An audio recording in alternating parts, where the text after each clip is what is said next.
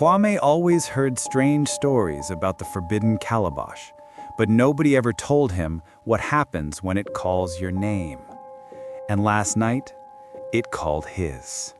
Kwame lived with his grandmother in a quiet village at the edge of the forest.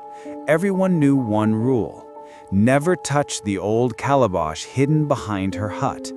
It was said that it belonged to someone who disappeared long ago, and that the calabash still whispered at night.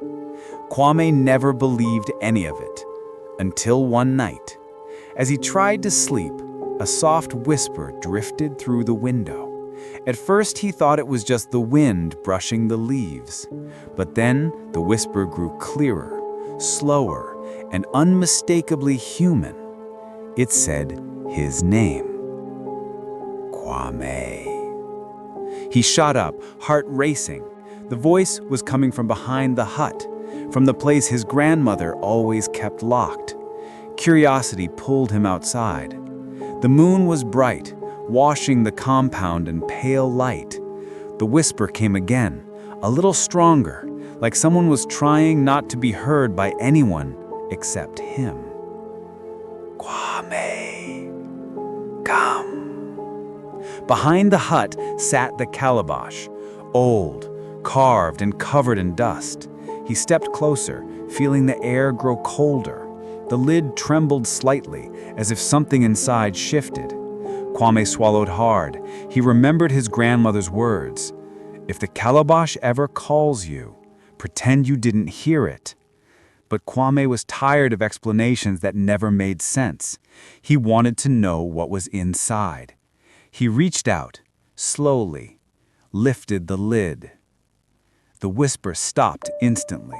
The whole compound went silent. Even the night creatures disappeared. Inside the calabash was darkness. Not ordinary darkness. This one seemed to breathe. Suddenly, the shadows around him stretched, shifting like they were alive. Kwame stumbled back, dropping the lid.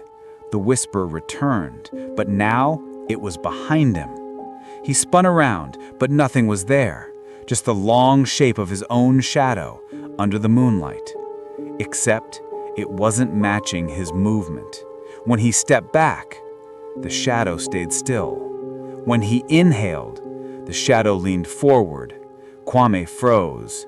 A door slammed open. His grandmother rushed out with fear written all over her face. "Kwame, don't look at it! Back away slowly!" Her voice was trembling, something Kwame had never heard before. The shadow rose taller, thinner, reaching out towards him as though it recognized him.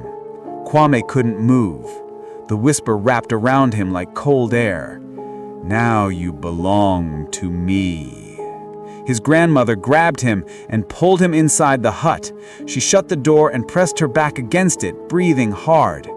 "Kwame," she whispered, voice shaking, "whatever you woke up wasn't sleeping. It was waiting." And outside, the shadow stopped moving.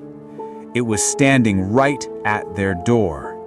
It whispered his name again, and as the lantern flickered and the whisper pressed against the walls, the calabash inside the hut slowly opened by itself.